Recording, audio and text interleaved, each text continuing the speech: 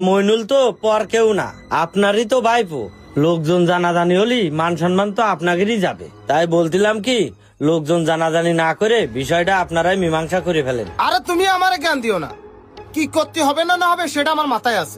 দায়কে নিয়ে জ্ঞান দিতে আয়েছে, এসব জ্ঞান শোনার টাইম আমার আছে?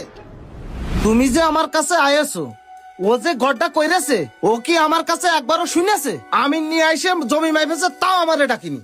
আর এখন আমি জমি মাইপে দেখি ওর ঘর আমার জমির ভিতরে 3 হাত চলে গেছে।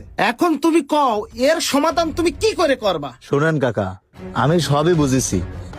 মইনুল তো আর পরের কেউ না, আপনার আপন বড় ভাই ছেলে। তাই করছি, বিষয়টা একটু কনসিডার করা যায় না? আর এই মুহূর্তে মইনুল যদি গড়টা ভাঙে তাহলে কিন্তু ওর মেলা বড় ক্ষতি হয়ে যাবে। আরে ক্ষতি হয় হোক, ওইটাই আমার দেখার বিষয় না। শোনো আলামিন, তোমরা আমারে যত যা কিছুই বলো, কোনো ঘাট জল খাবে না নে। আমার জায়গা আমারে বুঝোই দিতে হবে। আচ্ছা ঠিক আছে কাকা, আমি চলে যাচ্ছি। তবে একটা কথা মনে রাখেন, আপনি যদি কোনোদিন বিপদে পড়েন, এই আমার আপনি কোনোদিন পাশে পাবেন না।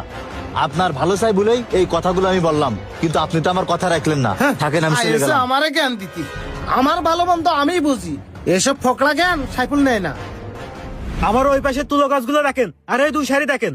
আপনার এই কলা গাছের জন্য আমার কত বড় ক্ষতি আছে আপনি জানেন? কি আর করার বাপু, কলা গাছ তো উপরে উঠে গেছে, আর ও সমস্যা হবেন না নে। কি সমস্যা হবেন না? সমস্যা তো হয়ে গেছে।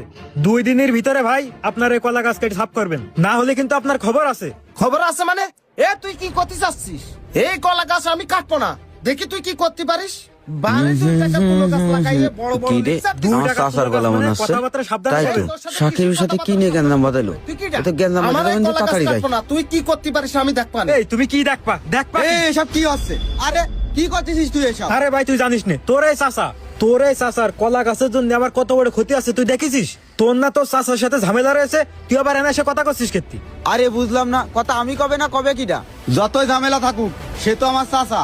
আমার চোখের সামনে আমার চাচার গায়ে হাত দিবি, এইটা আমি মানে নিতে পারবো না। তোমার এত কথা করতে হবে না। হ্যাঁ না, তোমারে কিটা কইছে উকালতি করতে? তোমারে কইছি তোমার ঘর ভাঙা আমার জায়গা রেডি করে রাখো, বাস তোমার সাথে আমার বাড়ি হবে সবকিছু। দেখেছিস, তুই তোর চাচার পক্ষ নিয়ে কথা করছিস, আর তোর চাচা যে একটা বেঈমান তার প্রমাণ দিচ্ছে। শোনো মইনুল, তোমার এই জায়গায় কেউ ডাকিনি, তুমি তোমার কাজে যাও।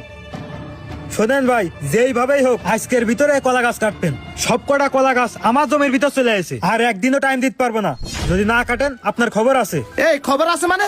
তুই কি করতে চাচ্ছিস বারবার? কি তোরে করতে কিছু চাচ্ছি কষ্ট মানে? নেই বলে? এত বেলা তোমার কিছু আরে করতে আরে নেবে না? কি করতেছিস রে ভাই? সামান্য একটা জিনিস নিয়ে তুই এরকম করতেছিস কেন?